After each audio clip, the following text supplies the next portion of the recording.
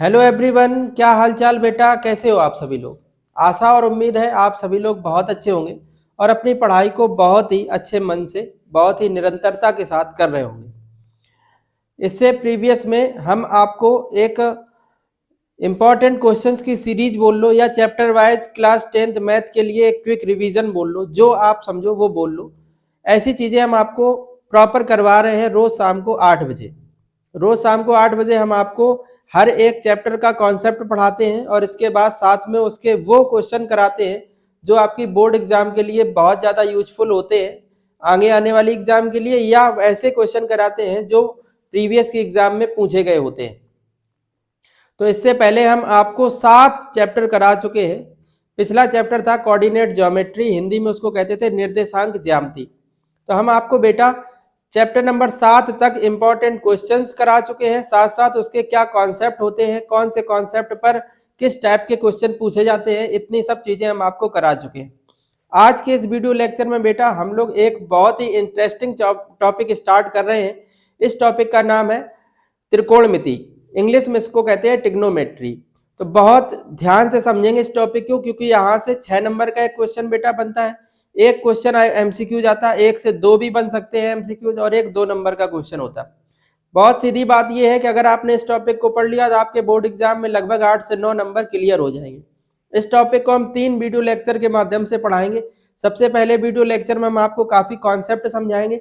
Concept के साथ साथ अगर इसमें समय रह रहा है, वैसे कॉन्सेप्ट इसके काफी बड़े हैं तो हो सकता है कॉन्सेप्ट में ही ये क्लास चली जाए।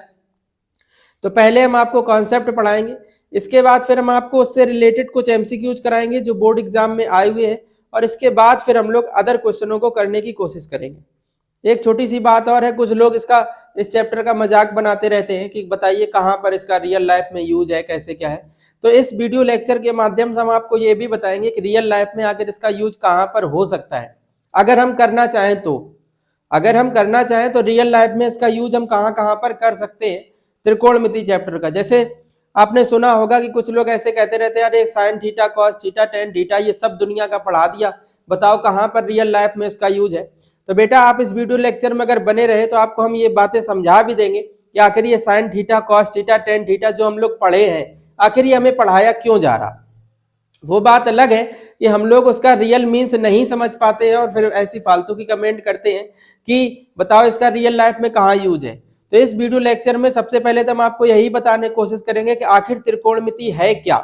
सबसे पहले हम लोग जानेंगे कि व्हाट इज ट्रिग्नोमेट्री, आखिर त्रिकोणमिति क्या है, त्रिकोणमिति को हम पढ़ते क्यों हैं, आखिर क्या ऐसी जरूरत पड़ गई कि हम लोग को त्रिकोणमिति को पढ़ना होगा, और त्रिकोणमिति को पढ़कर हम रियल लाइफ की कौन से ऐसे एग्जाम्पल्स हैं, अगर हमें त्रिकोणमिति का अच्छा ज्ञान है तो हम रियल लाइफ की कौन सी प्रॉब्लम को सॉल्व भी कर सकते हैं। ये सभी चीजें हम लोग इस वीडियो लेक्चर के माध्यम से बहुत आसानी से समझेंगे। तो बेटा वीडियो में शुरू से लेकर लास्ट तक बने रहना, यहाँ पर हम आपको बहुत सारी इंफॉर्मेशन देंगे, ऐसी इंफॉर्मेशन जो बोर्ड एग्जाम के लिए तो यूजफुल होंगी ही होंगी, साथ में कुछ ऐसे एग्जाम्पल्स हम आपको देंगे कि वो आपके रियल लाइफ से भी कहीं ना कहीं कनेक्ट हो रहे होंगे। ठीक है, तो वीडियो में शुरू से लेकर लास्ट तक बने रहें। जो बच्चे इस चैनल पर नए आए हुए हैं, आज पहली बार इस चैनल को देख रहे हैं, तो बेटा हम आपकी इंफॉर्मेशन के लिए बता दें कि इस चैनल पर आपको क्लास 10th मैथ की एक इंपॉर्टेंट क्वेश्चंस की सीरीज कराई जा रही है, जिसमें सबसे पहले आपको चैप्टर वाइज कॉन्सेप्ट पढ़ाए जा रहे हैं, इसके साथ उसके इंपॉर्टेंट क्वेश्चंस पढ़ाए जा रहे हैं। तो अगर आप आज पहली बार इस चैनल पर विजिट कर रहे हैं तो चैनल को सब्सक्राइब करके बेल आइकन को प्रेस कर लो, क्योंकि रोज शाम के 8 बजे हम आपके लिए बहुत ही इंपॉर्टेंट क्वेश्चंस लेके आते हैं, साथ साथ उस चैप्टर के कॉन्सेप्ट लेके आते हैं। ठीक है, और जो अगर आपको वीडियो में अभी ना लाइक करना, जैसे आप वीडियो में आगे बढ़ोगे तो अगर आपको इंटरेस्ट जागने लगे, आपको ऐसा लगे कि वास्तव में मैथ को ऐसे ही पढ़ना चाहिए था, अगर आपको ऐसे लगने लगे कि हाँ मैथ में अब हमें कुछ इंटरेस्ट आ रहा है, तो आप वीडियो को लाइक करके हमें बता सकते हैं और कुछ 2 बातें हमारे लिए कमेंट बॉक्स में भी लिख सकते हैं। ठीक है, अगर आपको चीजें अच्छी लगे तो, ठीक है, अच्छी लगे तब भी कमेंट बॉक्स में लिखना, कुछ ना कुछ अच्छा लिखना। और अगर ऐसा लग रहा कि नहीं वीडियो में फालतू में आपने हमें बुला लिया, इसमें हमारे लिए कोई भी इंफॉर्मेशन नहीं थी, तो आप हमें वो भी बातें लिख के बता सकते हो। ठीक है, या तो आप लाइक करो या डिसलाइक करो, ऐसे नहीं जाना, खाली नहीं जाना, या तो डिसलाइक कर देना या लाइक कर देना। ठीक है, वो तो डिपेंड करेगा, आप जब वीडियो लेक्चर में आगे बढ़ोगे तो हो सकता है आपका मन भले ही हो कि डिसलाइक करने का, लेकिन अगर आपने पूरा लेक्चर देख लिया तो आपका अंदर से दिल नहीं कहेगा कि इसको हम लोग डिसलाइक करें, ऐसा नहीं होगा। ठीक है भाई, तो देखो आज का जो टॉपिक है अपना, वो टॉपिक है त्रिकोणमिति। इसको इंग्लिश में कहते हैं ट्रिगोनोमेट्री। ट्रिगोनोमेट्री हिंदी में भाई इसको कहते हैं त्रिकोणमिति। त्रिकोणमिति, ठीक है। इस टॉपिक को हम लोग पढ़ रहे हैं। हो सकता है आज से पहले आपको ऐसी जानकारी ना हो, तो कोशिश हम भरपूर करेंगे कि आपको बहुत चीजें अच्छी सिखा दें। ठीक है, फिर भी अगर कोई कमी रह जाए तो हम माफी चाहेंगे। वैसे कोशिश हमने भरपूर करी है इस वीडियो लेक्चर को बहुत अच्छे से प्रिपेयर्ड करने की। ठीक भाई, देखो हम लोग पढ़ रहे हैं आज का टॉपिक जिसका नाम है त्रिकोणमिति। आखिर क्या है त्रिकोणमिति, क्यों पढ़ना पड़ा हम लोग को त्रिकोणमिति? तो सबसे पहले हम लोग ये जानेंगे कि त्रिकोणमिति है क्या। तो सबसे पहली बात यह है कि त्रिकोणमिति गणित की एक शाखा है। गणित की क्या है बेटा? एक शाखा है, ब्रांच है, जो त्रिभुज की भुजाओं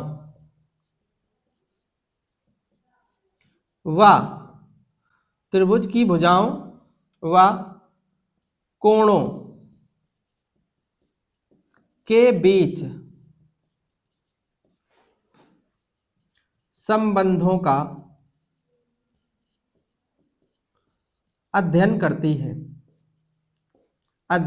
है।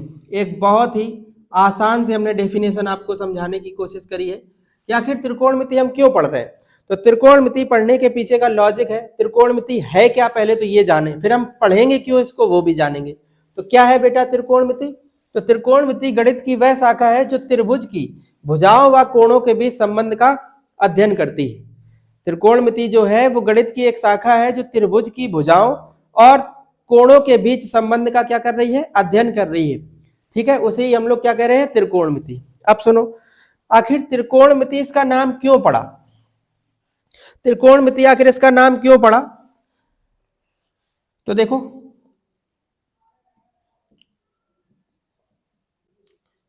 त्रिकोणमिति नाम से देखो बहुत क्लियर, जैसे हिंदी मीन्स इसका अगर समझो, त्रिकोणमिति जो है ना वो 3 अक्षरों से मिलकर बना है। एक तो त्रि और एक कोण और एक मिति, इसी से तो बना भाई त्रिकोणमिति।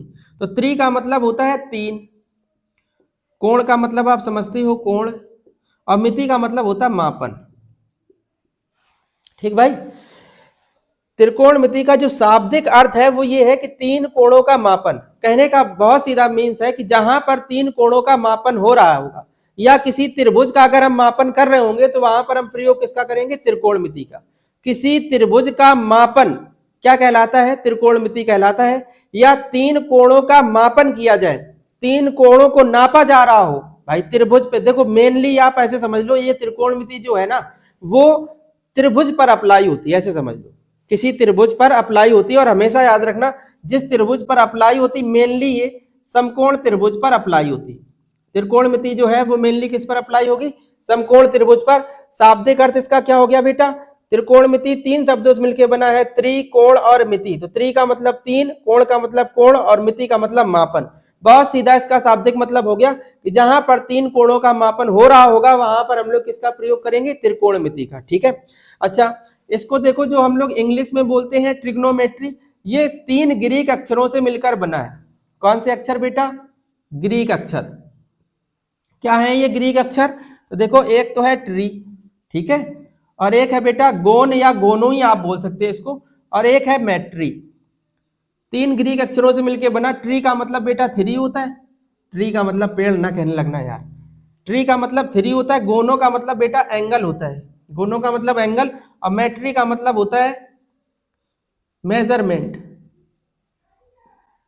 मेजरमेंट का मतलब होता है बेटा, हिंदी मतलब इसका मापन होता है, और एंगल का मतलब कोण होता है, और 3 का मतलब 3 होता है। तो यहां से भी वही सेम अर्थ निकलेगा इसका कि जहां कहीं पर 3 कोणों का माप हो रहा होगा वहां पर हम लोग किसका प्रयोग करेंगे? त्रिकोणमिति का। सही है भाई, 3 कोणों का माप या किसी त्रिभुज के मापन करने के लिए हमें जो आवश्यकता पड़ रही है वो किसकी आवश्यकता पड़ती है? त्रिकोणमिति की। बोलो इतनी बात सही है? तो आपने पहले ये जाना कि त्रिकोणमिति आखिर क्या है। तो आपने उसकी परिभाषा बताई कि त्रिकोणमिति गणित की वह शाखा है या गणित की एक शाखा है जो त्रिभुज की भुजाओं और कोणों के बीच जो संबंध है उनकी हमें क्या है जानकारी दे रही, बस सीधी सी बात है, उनका अध्ययन करते हैं। ठीक है, अध्ययन करती। फिर हमने कहा बताओ यार इसका शाब्दिक अर्थ क्या है, शब्द के आधार पर हम इसको कैसे डिफाइन कर सकते हैं। तो आपने कहा त्रिकोणमिति 3 शब्दों से मिलकर बनी है, त्रिकोण और मिति। त्रि का मतलब 3, कोण का मतलब कोण ही है, मिति का मतलब मापन। तो जहां कहीं 3 कोणों का मापन किया जा रहा होगा वहां पर हम लोग त्रिकोणमिति का प्रयोग करेंगे। और जो यहाँ पर त्रिभुज की बात करी जा रही है वो ज्यादातर त्रिकोणमिति हम लोग कौन से त्रिभुज पर अप्लाई करेंगे बेटा, समकोण त्रिभुज पर।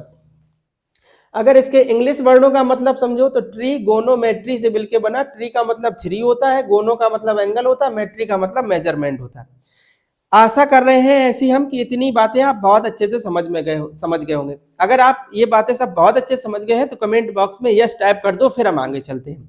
एक बार इतना बता दो कितनी चीज अगर आप समझ गए हैं तो कमेंट बॉक्स में यस टाइप कर दो, फिर हम आगे चलते हैं। उम्मीद करते हैं आप इन बातों को बहुत अच्छे से समझ गए होंगे। इसके बाद देखो हम लोग क्या करेंगे, इसके बाद थोड़ा सा आगे इसमें बढ़ते हैं। आपने समझ लिया ना, त्रिकोणमिति का शाब्दिक अर्थ भी आपने समझ लिया होगा। इसके बाद देखो हम आगे बढ़ते हैं। त्रिकोणमिति कहां पर अप्लाई होती है बेटा, तो ये मेनली कहां पर अप्लाई होती है, समकोण त्रिभुज पर। ठीक है, कैसे अप्लाई होती है ये अभी हम और जानेंगे कि किस तरीके से अप्लाई होती। समकोण त्रिभुज में आपको पता है बेटा कि समकोण त्रिभुज में एक कोण 90 डिग्री होगा, एक एंगल वो कोई आपको देंगे ही, कोई भुजा दी होगी तो उसके आधार पर त्रिभुज की अन्य भुजाएं पूछेगा या अन्य त्रिकोणमिति अनुपात वो तुमसे पूछने की कोशिश करेगा। ठीक है भाई, तो ये हो गया क्यों अप्लाई कर रहे हैं समकोण त्रिभुज पर, वो वाली बात हो गई। अब इसके बाद देखो समझते हैं। देखो त्रिभुज की भुजाओं और कोणों में संबंध बताने के लिए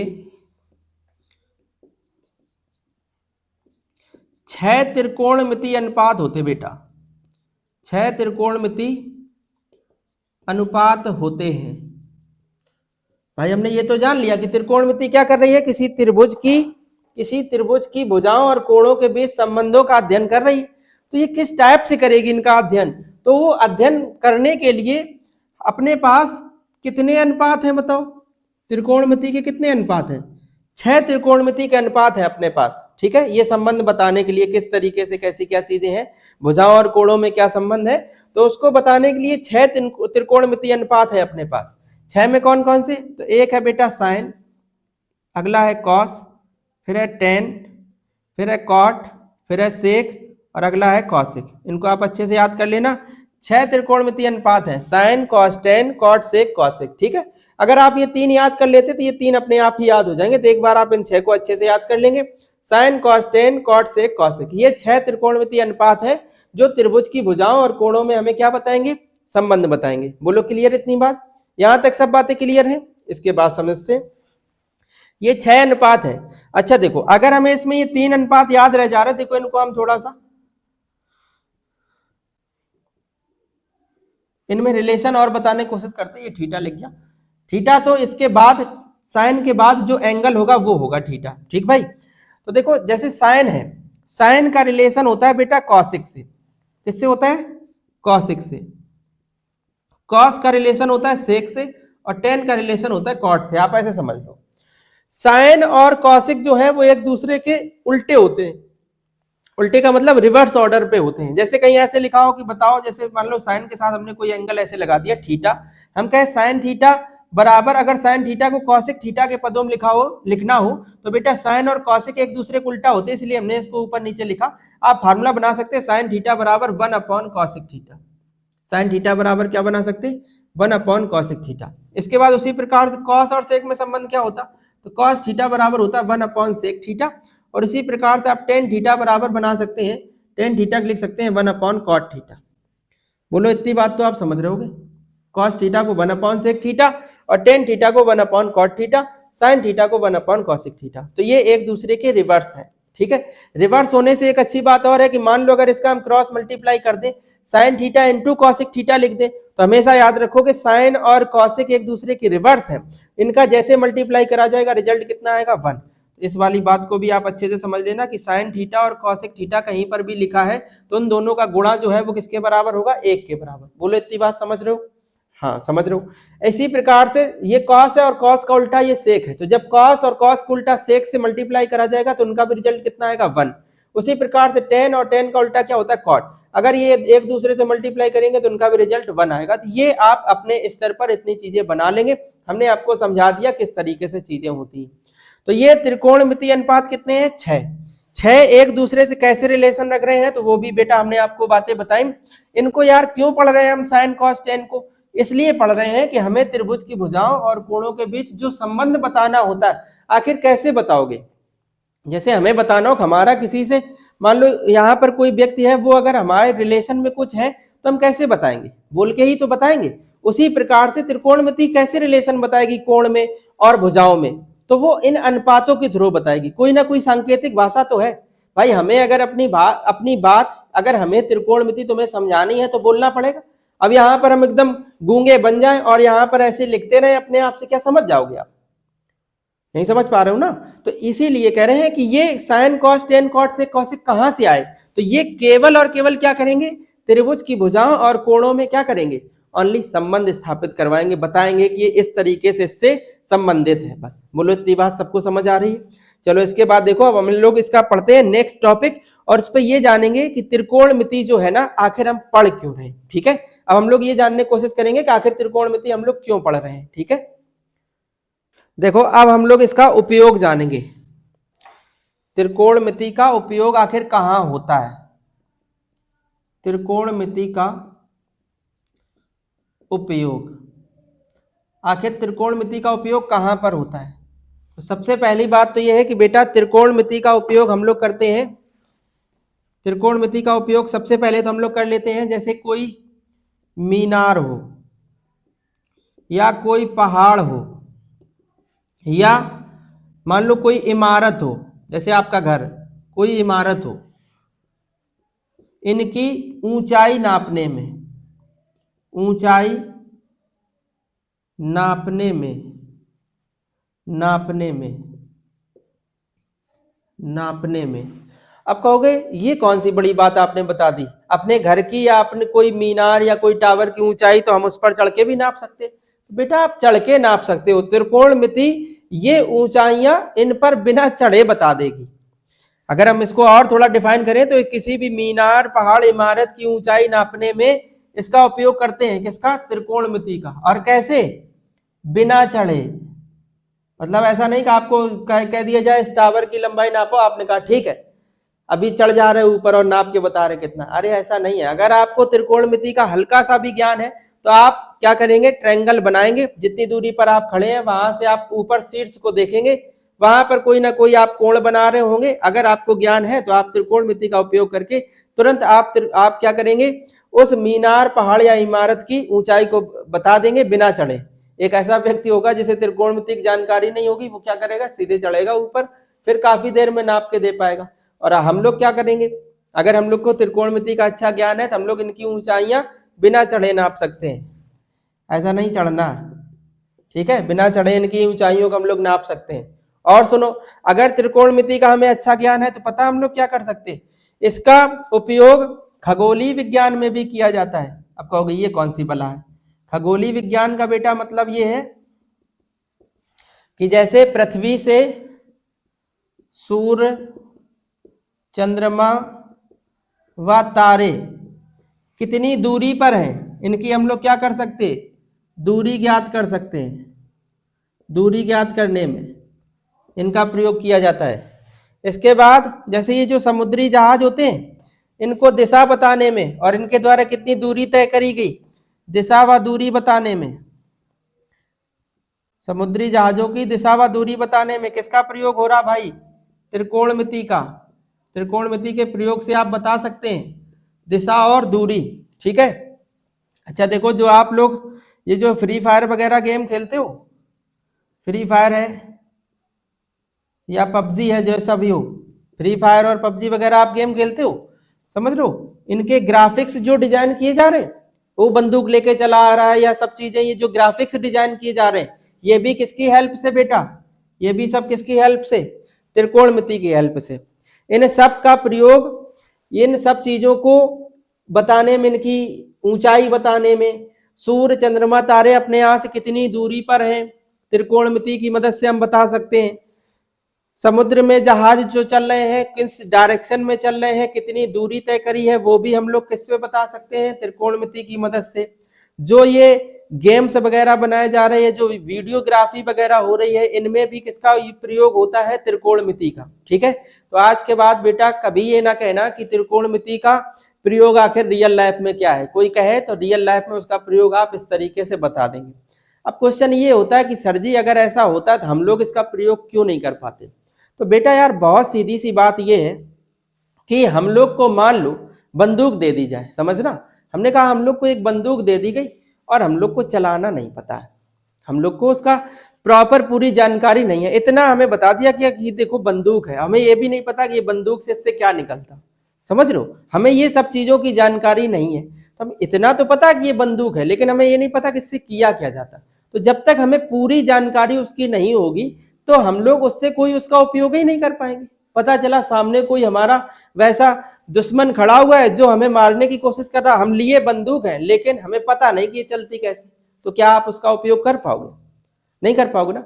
तो हम लोग को जो स्कूली स्तर पर जो चीजें पढ़ाई जा रही हैं त्रिकोणमिति के थ्रू, कि एक क्वेश्चन दे दिया गया, पता हम लोग त्रिकोणमिति केवल कितना जानते हैं, ओनली इतना जानते, क्वेश्चन दिया गया है, ये ऐसे अनुपात होते, इस तरीके से सॉल्व कर लो, बस आंसर आ गया।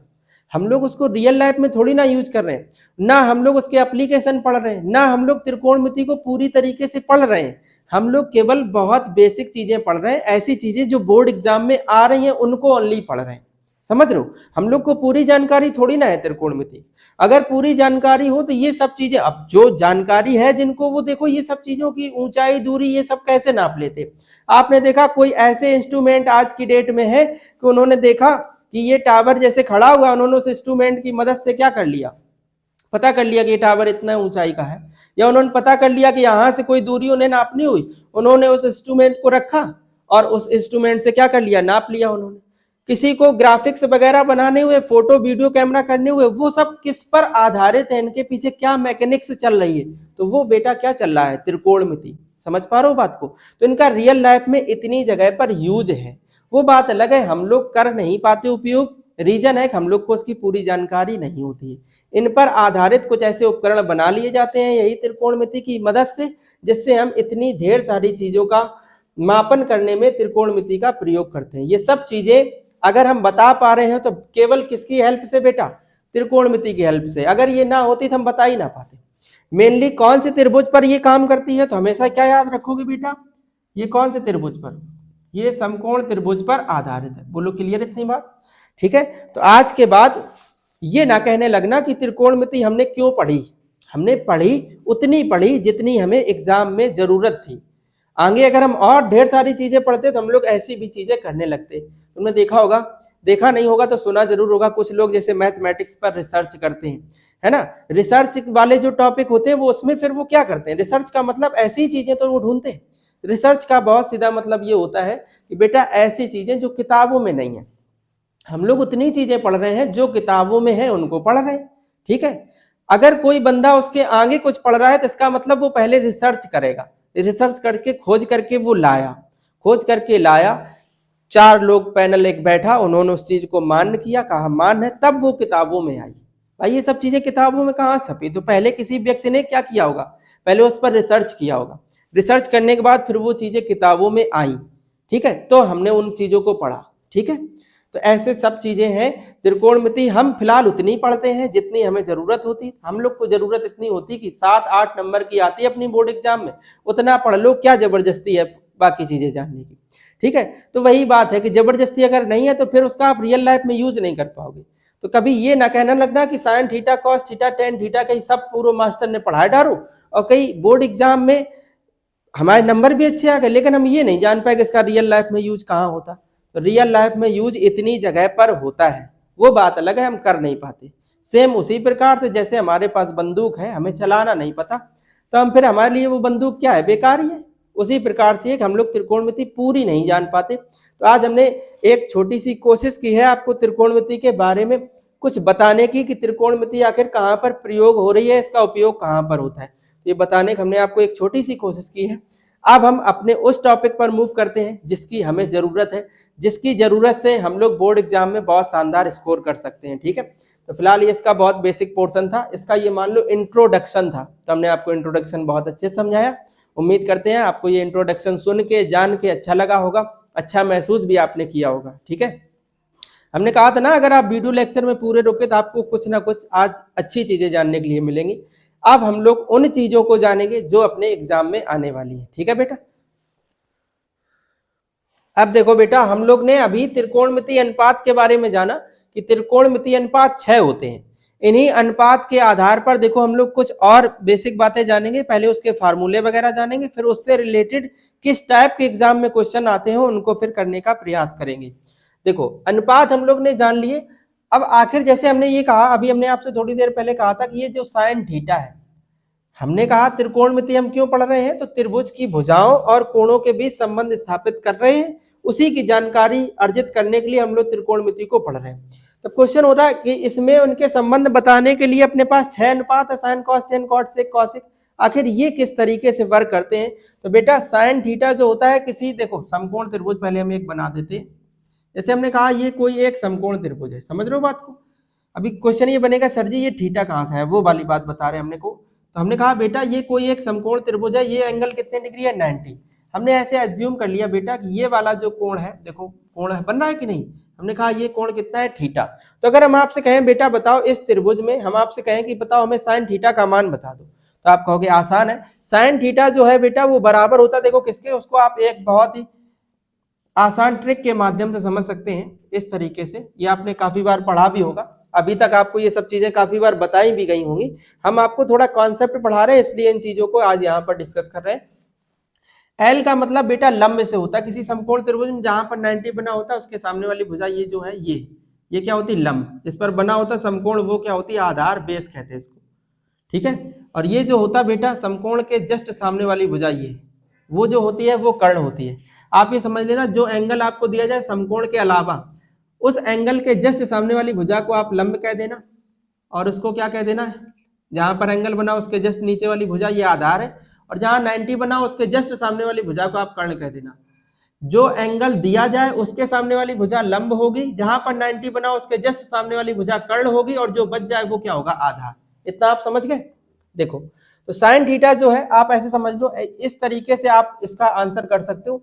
यहाँ पर बेटा होता है साइन, यहाँ पर होता है कॉस, यहाँ पर होता है टेन, यहाँ पर होता है कॉट, यहाँ पर होता है सेक, और यहाँ पर होता है कॉसेक। ठीक है, इस तरीके से होता है। तो अगर हम आपसे कहें जैसे इस त्रिभुज में हम आपसे कहें बेटा बताओ साइन थीटा किसके बराबर होगा, तो साइन थीटा बेटा किसके बराबर होगा, लंब बटे कर्ण के बराबर। किसके बराबर, साइन थीटा जो है वो लंब बटे कर्ण, अर्थात लंब और कर्ण के अनुपात को क्या कहते हैं, साइन कहते हैं। उसी प्रकार से कॉस किसके बराबर होगा, हम आपसे कहें कॉस थीटा, तो कॉस थीटा होगा आधार बटे कर्ण। उसी प्रकार से हम बेटा कहें आपसे बताओ टेन थीटा किसके बराबर होगा, तो लंब बटे आधार। अब तीन चीजें पता चल गई, इनके उल्टा लिख दो। जैसे हमने कहा बताओ कॉट थीटा किसके बराबर होगा, तो आपने कहा था टेन और कॉट एक दूसरे को उल्टा होते थे, इसको उल्टा कर दो तो वो होता है आधार बटे लंब। कॉट यहाँ होता है, सेक यहाँ होता है, तो कॉट बराबर क्या हो जाएगा, आधार बटे लंब। उसी प्रकार से अगर सेक थीटा की बात करो तो सेक थीटा इसका उल्टा होगा कॉस का, तो क्या हो जाएगा, कर्ण बटे आधार। बचा क्या, कॉसेक थीटा। तो बताओ कॉसेक थीटा किसके बराबर होगा, उल्टा कर दो तो कर्ण बटे लंब। इस तरीके से आप इन अनुपातों को समझ सकते हैं। किसकी मदद से, आप ये बेसिक सी ट्रिक के माध्यम से आप इस बात को समझ सकते हैं। लाल बटे कक्का कर लो, पहले साइन कॉस टेन लिख लो, फिर कॉट सेक कॉसेक लिख लो, और अनुपात इनके निकालते जाओ। तो इस तरीके से आप sine cos tan cot sec cosec के मान निकाल सकते हैं। ठीक है भाई, तो इस तरीके से आपने इन मानों को निकाल लिया। ठीक, अब देखो इसके क्वेश्चन एग्जाम में कैसे बनते हैं।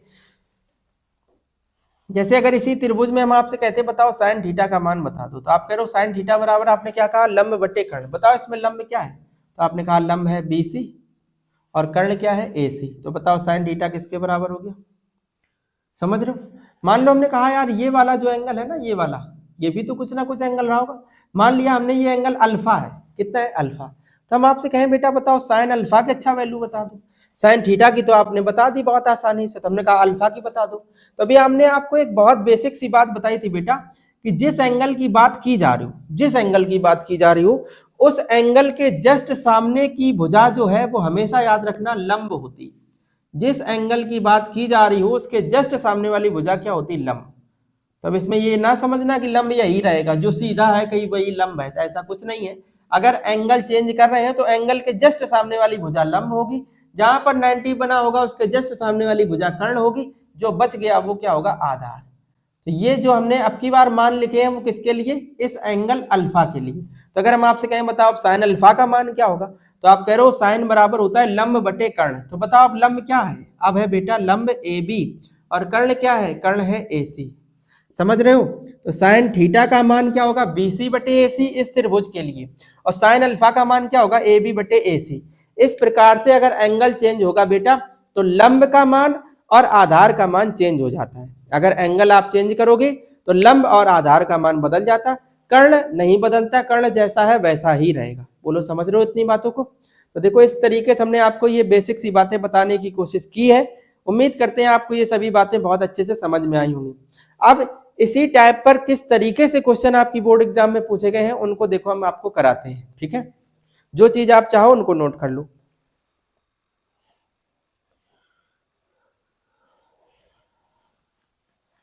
देखो इसका सबसे पहले हम आपको क्वेश्चन कराते हैं कि किस टाइप का क्वेश्चन आपसे पूछा गया है,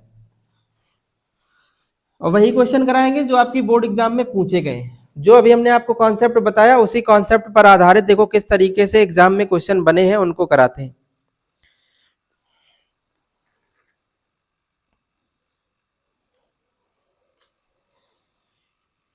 क्वेश्चन है आपका बेटा,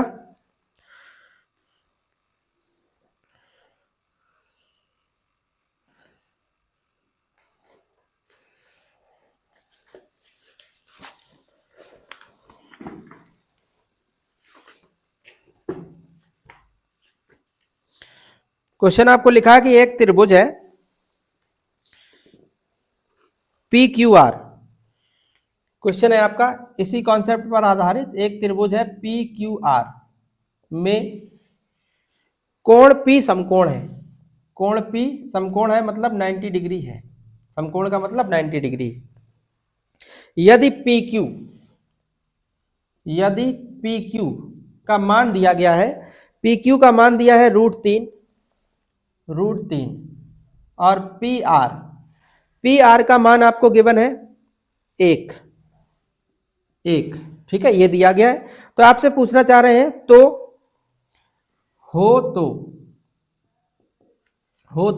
आपसे वैल्यू पूछना चाह रहे हैं sine Q, cos Q, tan Q, ठीक है, ये Q बना बेटा, थीटा ना आप इसको समझना, Q बना है, तथा टेन आर इतनी वैल्यू आपसे पूछना चाह रहे हैं। एक इंफॉर्मेशन आपको दी है, सबसे पहले आपको क्या दिया? एक बेटा समकोण त्रिभुज दिया है और उसमें दो भुजाओं के मान आपको दिए गए हैं, उसके आधार पर इस पर इन कोणों के मान आपसे पूछे गए। तभी हमने आपको बताया भी था कि आखिर त्रिकोणमिति क्या है, तो आपने बताया था कि त्रिकोणमिति आखिर है क्या। तो उसमें देखो किसी त्रिभुज की भुजाएं दी गई हैं, आपसे उस त्रिभुज में ये कोणों के मान पूछे, तो जिस हिसाब से दिया गया सबसे पहले हम लोग एक त्रिभुज बना ले रहे हैं, और वो त्रिभुज कैसा होना चाहिए? समकोण। हमने कहा देखो एक ये समकोण त्रिभुज हो गया, एक पॉइंट हमें फिक्स करना पड़ेगा। उन्होंने दिया है कि कोण P जो है वो 90 डिग्री है, तो यहाँ पर बेटा हमें P रखना ही पड़ेगा, मजबूरी है। P फिक्स हो गया, Q और R आपको जहां मर्जी करे वहां रख दो। जैसे अगर किसी के दिमाग में आ रहा है वो Q यहाँ पर रखेगा तो बेटा R वो कहां पर रख देगा? यहाँ पर। तो इस प्रकार देखो ये त्रिभुज बन गया PQR, और किसी को ऐसा लग रहा है कि हम R यहाँ रखेंगे तो Q कहां पहुंच जाएगा? इधर। Q और R के प्लेस जो है ना वो निश्चित नहीं है, ये फिक्स नहीं है, ये इधर उधर आप कैसे भी लिख सकते हैं, ठीक है। तो इस तरीके से एक ये त्रिभुज बन गया समकोण त्रिभुज। इसमें कुछ मान दिए गए, जैसे PQ का मान दिया √3। PQ देखो कौन है ये, तो ये हो गया कितना? √3, और PR की वैल्यू कितनी दी है? 1, ठीक है, इस प्रकार से। तो सबसे पहले किसी समकोण त्रिभुज में आप तीनों भुजाएं पहले पता करो, तभी आप इनके मान ज्ञात कर पाओगे। तो समकोण त्रिभुज में आपने एक प्रमेय लगाई थी जिसका नाम था पाइथागोरस प्रमेय, जिसका नाम था पाइथागोरस प्रमेय से आपने कहा था देखो ये 90 बना, ये वाली भुजा कर्ण होगी, और पाइथागोरस प्रमेय थी कर्ण का स्क्वायर बराबर लंब का स्क्वायर प्लस आधार का स्क्वायर, तो कर्ण देखो इसमें क्या है, क्यू आर, क्यू आर का स्क्वायर बराबर क्या हो जाएगा, देखो कर्ण का स्क्वायर बराबर लंब का स्क्वायर, तो पी आर का स्क्वायर प्लस आधार का स्क्वायर, तो पी क्यू का स्क्वायर, इस तरीके से हो जाएगा। तो देखो क्यू आर का स्क्वायर बराबर पी आर का मान देखो कितना है 1, तो 1 का स्क्वायर, और पी क्यू का मान कितना है √3, तो √3 का स्क्वायर, तो क्यू आर का स्क्वायर बराबर 1 प्लस √3 का स्क्वायर 3, तो क्यू आर का स्क्वायर आ जाएगा 4, क्यू आर की आप वैल्यू निकालोगे तो स्क्वायर उधर जाएगा, रूट में चेंज होगा, रूट से बाहर निकलेगा 2 आएगा, तो प्लस माइनस, लेकिन किसी भी त्रिभुज की भुजा कभी माइनस नहीं हो सकती, इसलिए इसका मान कितना आ जाएगा 2। समझ रहे हो इस बात को? आप ध्यान दो, हमें ये जो भुजा है वो पता चल गई कितनी, 2। समझ रहे हो? अब देखो हमें मान किसके पूछे गए हमसे, जैसे एक मान पूछा गया कि साइन क्यू का मान बता दो, फिर कॉस क्यू का मान बताना, फिर टेन क्यू का मान बताना, ठीक है। इसके बाद एक मान हमें और बताना है जिसका नाम है टेन आर। तो ध्यान दो, क्यू की बात करें तो आप देखो क्यू एंगल कहां पर है, तो क्यू एंगल इस तरीके से ही है बेटा। अगर इस एंगल की बात करें तो हमने कहा था जिस एंगल की बात करें उसके सामने वाली भुजा जो है ना वो क्या हो जाएगी, लंब, ठीक है। और जहां 90 बना उसके सामने वाली भुजा कर्ण हो जाएगी, जो बचा वो आधार हो जाएगा, तो ये क्या हो गया, आधार। सब तीनों भुजाएं हम लोग को पता चल गई हैं। एक बात अपने दिमाग में इस तरीके से रखना, इस वाली बात को अपने दिमाग में रखना, लाल बटे कक्का, ये वाली बात, ठीक है। जहां पर ये है साइन, ये है कॉस, ये है टेन, ये है कॉट, ये है सेक और ये है कॉसेक, ठीक है। अब बताओ साइन क्यू का मान बताओ, एंगल क्यू ये हो गया, तो आपको पता लंब ये है, आधार ये है, कर्ण ये है, तो साइन बराबर बेटा हम लोग पढ़े हैं क्या होता है, लंब बटे कर्ण। बताओ लंब कितना, तो आप कह रहे हो लंब तो 1 है, कर्ण कितना 2, तो उत्तर बेटा इसका हो जाएगा 1/√2, ये लो आंसर। इसके बाद कॉस क्यू की अगर हम लोग बात करें तो कॉस बराबर होता है आधार बटे कर्ण, तो आपने कहा आधार तो √3 है, कर्ण कितना है √2 है, तो उत्तर हो जाएगा √3/√2, या अगर और अच्छा लिखना चाहो तो एक ही साथ रूट लगा दो, √3/2। समझ रहे हो बात को? अच्छा ये हम रूट क्यों लिख रहे हैं, इसका मान तो 2 आया था ना ओनली, तो ये ओनली 2 होगा। अगर ये ओनली 2 होगा तो बेटा यहाँ पर ओनली 2 होगा, यहाँ पे भी ओनली 2 होगा, तो यहाँ पर इस तरीके से, तो फिर आप इसको नहीं लिखेंगे। समझ रहे हो भाई? इसका मान तो केवल 2 आया था, तो रूट हमने थोड़ा गलती से लिख दिया है शायद, ठीक है। तो देखो इसका मान ये आ गया। टेन क्यू का मान देखो, क्यू एंगल है तो सभी चीजें अभी सेम रहेंगी। टेन बराबर क्या होता है, लंब बटे आधार। लंब बताओ कितना, तो आप कह रहे हो लंब कितना है 1 और आधार कितना है √3, तो 1/√3। देखो कितने आसानी से आपने इन सभी मानों को निकाल लिया। एक और बचा क्या, टेन आर। देखो अब की बार एंगल चेंज करके पूछ रहे हैं, अब की बार क्यू एंगल नहीं अब पूछ रहे हैं, अब कौन सा एंगल के बारे में पूछ रहे हैं, आर। तो हमने कहा जिस एंगल की बात करें उसके जस्ट सामने वाली भुजा को आप लंब कहने लगना, ये लंब हो गया। कर्ण चेंज नहीं होगा, जहां था वहीं रहेगा, बस चेंज क्या हो जाएगा, लंब और आधार चेंज हो जाते हैं। तो ये आर एंगल के लिए लंब ये होगा, आधार ये होगा, कर्ण वही रहेगा। तो बताओ टेन आर का और मान बता दो। टेन बराबर होता है लंब बटे आधार। तो बताओ अब लंब कौन हो चुका है, ये। आधार कौन है, ये। तो आंसर कितना हो जाएगा, √3/1। 1 लिखने का कोई मतलब नहीं होता। तो बेटा इस तरीके से आप इस सवाल को बहुत आसानी से कर सकते थे। ये सवाल आपके एग्जाम में पूछा गया था। अभी जो हमने आपको कॉन्सेप्ट बताया, देखो उसी कॉन्सेप्ट पर आधारित ये क्वेश्चन था। कितने आसानी से आपने इस प्रश्न को कर लिया होगा, ठीक है। तो इसी प्रकार के एक क्वेश्चन हम आपको और कराते हैं, फिर वीडियो में आगे बढ़ेंगे। देखो बेटा नेक्स्ट एक क्वेश्चन हम आपको इसी टाइप का और करा रहे हैं। इसके बाद हम लोग या तो वीडियो को ज़्यादा बड़ा अगर हो रहा होगा तो यहीं फिनिश करेंगे, या तो फिर इसमें कुछ और बेहतरीन चीज़ें हम लोग जानने की कोशिश करेंगे। क्वेश्चन है बेटा आपका, एक त्रिभुज है ABC में जिसका कोण B जो है ना वो क्या दिया है, समकोण। AB का मान दिया है 24 सेंटीमीटर, BC का मान दिया है 7 सेंटीमीटर। तो आपसे इन कोणों की बात पूछ रहा है, जैसे साइन A पूछना चाह रहा, कॉस A, साइन C और कॉस C पूछने की कोशिश की है। देखो कोण B जो है ना वो क्या है, समकोण है। तो सबसे पहले हम लोग एक त्रिभुज बना ले रहे हैं ABC। सबसे पहले हमने एक त्रिभुज बना लिया, कौन सा, ABC। बस थोड़ा ध्यान रखना पड़ेगा, आपको एक स्थान फिक्स करना पड़ेगा, जो समकोण होगा उसको फिक्स करना पड़ेगा। तो B समकोण है, तो समकोण पर यहाँ पर आपको B फिक्स करना पड़ेगा। अब आपकी मर्जी, अगर आप यहाँ पर A लिखते हैं तो यहाँ पर आप क्या लिख दें, C। या कोई बच्चा कहेगा कि सर जी हम यहाँ C लिखेंगे और ये A यहाँ लिखेंगे, तो वो आपकी मर्जी, जैसा चाहो बेटा वैसा कर सकते हो, ठीक है। अब देखो इसमें कौन से मान दिए, जैसे AB का मान दिया गया है 24, तो ये हो गया 24 सेंटीमीटर, और BC का भी मान दिया है 7 सेंटीमीटर। तो सबसे पहले 2 मान दिए गए, तीसरा मान हम लोग निकालेंगे इसमें पाइथागोरस की प्रमेय से, ठीक है। तो समकोण त्रिभुज ABC में पाइथागोरस प्रमेय लगा दो तो ये 90 है, ये कर्ण होगा, तो कर्ण हो जाएगा AC का स्क्वायर बराबर AB का स्क्वायर प्लस BC का स्क्वायर। तो AC का स्क्वायर बराबर AB का मान कितना है 24 और BC का मान है 7। AC का स्क्वायर बराबर 24 का स्क्वायर होता है बेटा 576 और 7 का स्क्वायर होता है 49। जोड़ोगे इनको 625 आ जाएगा, स्क्वायर उधर जाकर रूट में चेंज हो जाएगा, 625 बाहर निकालोगे बेटा तो आ जाएगा 25 सेंटीमीटर। कितना आ जाएगा भाई 25 सेंटीमीटर। हमें ये वाली भुजा पता चल गई कितनी 25 सेंटीमीटर। अब देखो हमसे कौन से मान पूछे हैं, जैसे सबसे पहले नंबर पे हमसे 2 मान पूछे हैं, एक साइन ए का मान पूछा है और एक कॉस ए का मान पूछा है। सबसे पहले आप ये देखो किस एंगल की बात करें, ए एंगल, मतलब इस एंगल की बात की गई। ये वाली भुजा लंब होगी, 90 के सामने ये तो कर्ण था ही और ये क्या हो जाएगा आधार। ठीक है, तो पहले sign A cos A ten ए के साइन ए कॉस ए के मान निकालते हैं, उसके लिए आपको ये वाली बात याद करनी ही पड़ेगी बेटा। यहाँ पर आपको पता साइन, यहाँ पर कॉस, यहाँ पर टेन, इसी प्रकार से यहाँ पर कॉट, ये सेक है और ये क्या होता है कॉसेक।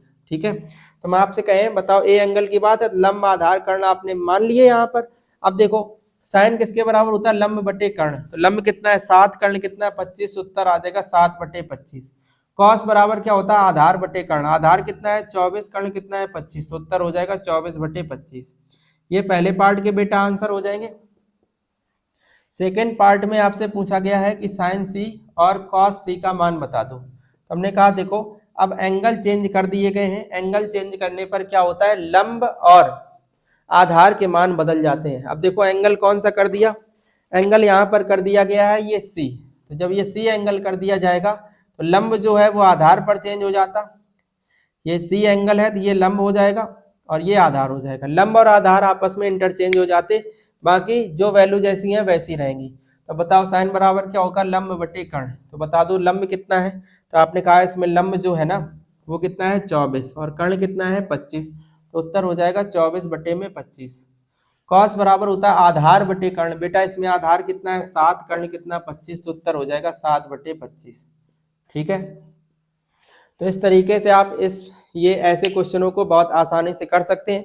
बहुत छोटा सा कॉन्सेप्ट हमने आज आपको इस वीडियो में पढ़ाया था, उसी कॉन्सेप्ट पर आधारित किस तरीके के बोर्ड एग्जाम में क्वेश्चंस पूछे गए हैं वो हमने आपको यहाँ पर कराने की कोशिश की है। वीडियो ज़्यादा बड़ा ना हो इसलिए हम इस वीडियो को यहीं पर समाप्त करेंगे। अगले वीडियो में हम लोग ये जो त्रिकोणमिति अनुपात पढ़े हैं इसी के बेटा त्रिकोणमिति रेशियो होते हैं। त्रिकोणमिति रेशियो का मतलब ये है कि जैसे साइन थीटा हम लोग ने केवल ऐसे एंगल निकाले। अगले वीडियो में हम लोग क्या करेंगे इन एंगलों के मान पढ़ेंगे। जैसे अपने बोर्ड एग्जाम में क्लास 10 तक के लिए 0 डिग्री से 90 डिग्री तक के सभी अनुपातों के जितने भी त्रिकोणमितीय अनुपात हैं उनके सबके मान हम लोग को ज्ञात होने चाहिए, उस पर आधारित क्वेश्चन पूछे जाते हैं। और कुछ क्वेश्चन हम आपको 4 नंबर के और इसी में एडवांस टाइप के क्वेश्चन भी हम आपको कराएंगे।